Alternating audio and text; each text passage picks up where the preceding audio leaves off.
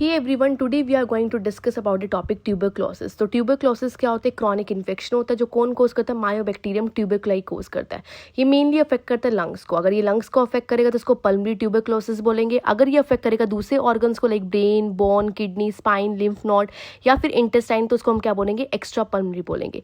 तो related to lung हम क्या बोलते हैं? पल्मोनरी टीबी बोलते हैं। And related to other organs other than lung उसको हम क्या बोलते हैं? एक्स्ट्रा पल्मोनरी टीबी बोलते हैं।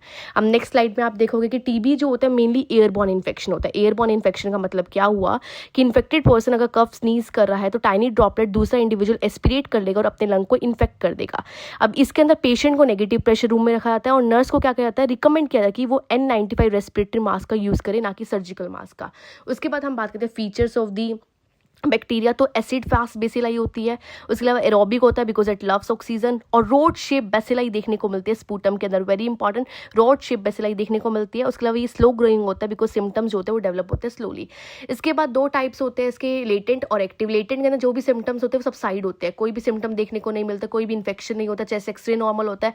लेकिन एक्टिव के अंदर क्या हर एक सिम्टम भी देखने को मिलता है, उसके अलावा इन्फेक्शियस भी होता है, एबनॉर्मल चेस्ट एक्सरे देखने को मिलता है, और जो स्पूटम टेस्ट होता है वो पॉजिटिव होता है। इसके अंदर फुल एंटी टीबी थेरेपी चलती है, और जो लेटेंट वाला होता है वो प्रिवेंटेबल होता है। इसके बाद जो टाइप्स ऑफ टीबी के अंदर पल्मोनरी टीबी होता है उसके अंदर मेन सिम्टम्स क्या देखने को मिलता है? कफ देखने को मिलता है greater than 2 weeks, fever, night sweat, weight loss and the most important blood sputum that is haemoptysis देखने को मिलता है एंड फटीग।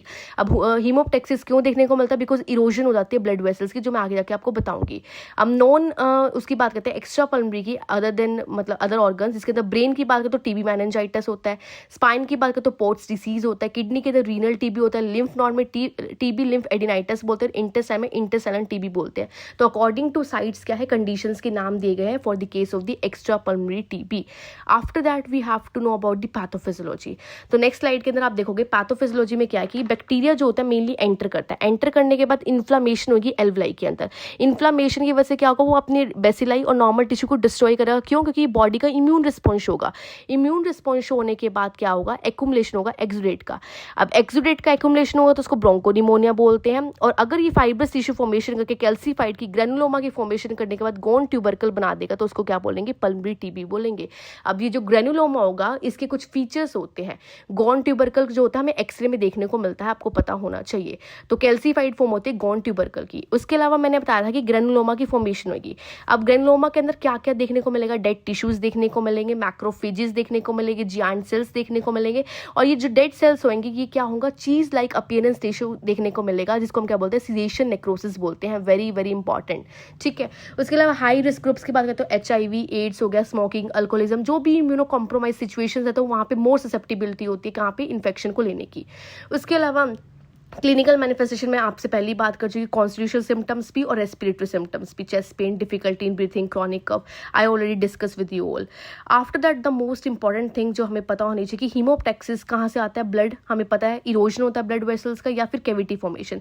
एनक्लेक्स की प्रायोरिटी है कि अगर मैसिव हीमोप्टेक्सिस देखने को मिलेगा that is an emergency condition, जिसके लिए प्रॉपर इंटरवेंशन और प्रायोरिटी इंटरवेंशन देनी जरूरी है। इसके बाद आएंगी डायग्नोस्टिक एवोल्यूशन जो हम नेक्स्ट उसमें डिस्कस करेंगे, जिसके अंदर हम स्पूटम टेस्ट चेक करेंगे, मॉन्टॉक्स टेस्ट क्या होता है। उसके अलावा बहुत सारे टेस्ट है जो हमें मेनली पता होना चाहिए and that is very very important. इसके अलावा मैं आपको जितने भी नोट्स है वो टेलीग्राम चैनल पे शेयर कर दूंगी, एंड एक बार आप स्लाइड्स को देख करके समझो, then I really hope you like the video.